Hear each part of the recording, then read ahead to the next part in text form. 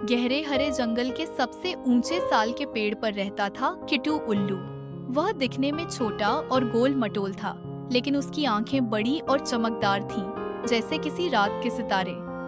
दिन भर किट्टू आराम करता और रात को निकलता अपनी उड़ान पर। लेकिन बाकी उल्लुओं से अलग किट्टू सिर्फ शिकार के लिए नहीं उड़ता था, वह जंगल के कोनों में छिपे रहस्यों को ढूंढना चाहता था। किट्टू को बचपन से ही रहस्यमयी चीजों में दिलचस्पी थी। उसे आसमान की गहराइयाँ, चांद की रोशनी और रात की आवाजें आकर्षित करती थीं।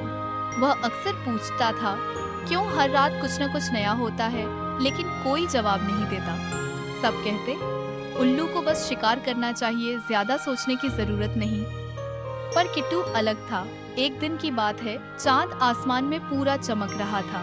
पूरा जंगल चांदी जैसा लग रहा था। किट्टू हमेशा की तरह उड़ने को तैयार हुआ। तभी उसे जंगल के उत्तर पूर्वी कोने से एक अजीब नीली रोशनी दिखाई दी। वह चौंक गया। वह हिस्सा बहुत पुराना और डरावना माना जाता था। बड़े बुजुर्ग जानवरों ने कई कहानियां सुनाई थीं। वहाँ एक जादुई दरार है जो दूसरी दुनिया से जुड़ी है, लेकिन किट्टू डरा नहीं। उसने अपनी पंख फैलाए और निकल पड़ा उस नीली रोशनी की ओर। रास्ता कठिन था। ऊंचे ऊंचे पेड़ों के बीच से गुजरते हुए वह एक खामोश घाटी में पहुंचा। वहाँ एक सूखा हुआ पेड़ था। उसकी जड़ से निकल रही थी वही नीली रोशनी। जैसे ही किट्टू उसके पास गया, एक जोरदार चमक हुई और वह अचानक एक भंवर में खिंचता चला गया। जब किट्टू की आंखें खुली, वह एक अजीब सी दुनिया में था। आसमान गहरा बैंगनी था और पेड़ नीले। हवा में सुनहरी धूल तैर रही थी और दूर दूर तक कोई जानवर नहीं था। तभी वहाँ एक छोटा सा चमकीला प्राणी आया, नूरी, जो खुद को रात की रक्षक कहती थी। उसने किट्टू को बताया कि वह नील वृक्ष लोक नाम की एक दूसरी दुनिया में आ गया है, जहाँ सिर्फ वे ही जा सकते हैं जो सच्चे दिल से खोज करना चाहते हैं। नूरी ने बताया, हर 100 साल में एक उल्लू इस लोक में आता है। वह कोई आम उल्लू नहीं होता। उसके पास होता है चंद्र नेत्र। किट्टू, तुम्हारी आंखों में वही शक्ति है। किट्टू को विश्वास नहीं हुआ, लेकिन नूरी ने कहा कि अब उसकी एक परीक्षा होगी और तभी वह असली रक्षक बन पाएगा।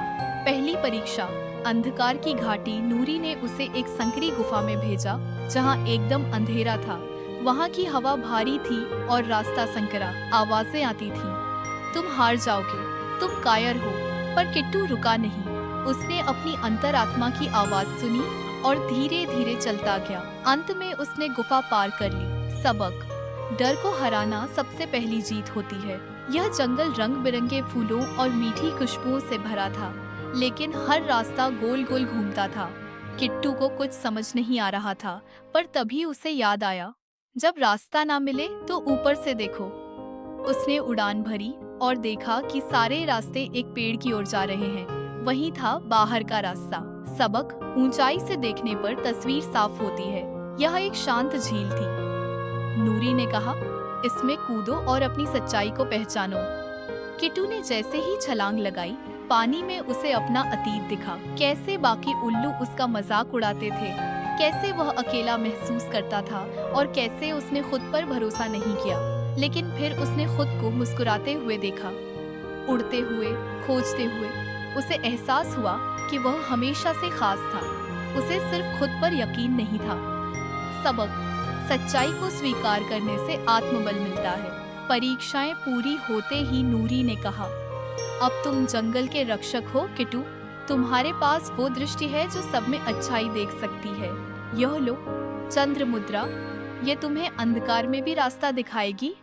किट्टू को आभास हुआ कि वह अब पहले जैसा उल्लू नहीं रहा। उसे एक उद्देश्य मिल गया था।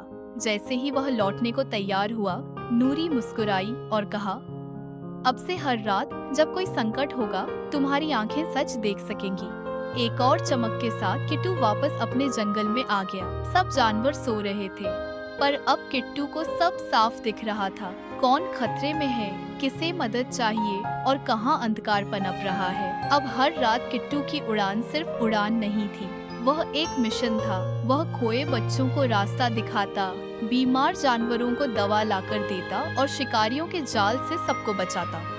धीरे धीरे उसकी कहानी पूरे जंगल में फैल गई। किट्टू अब सिर्फ एक उल्लू नहीं बल्कि रात का रक्षक बन चुका था। जिन्होंने उसे कभी छोटा समझा था, अब वे उसकी इज्जत करते थे। अब वह उड़ता था गर्व के साथ, चांदनी में चमकते पंखों के साथ और आंखों में चमकते चंद्र नेत्रों के साथ। हर कोई खास होता है, बस जरूरत होती है खुद को पहचानने की और अंधेरे में रास्ता तलाशने की। किट्टू उल्लू ने हमें सिखाया कि उड़ान सिर्फ पंखों से नहीं बल्कि दिल और विश्वास से होती है। You said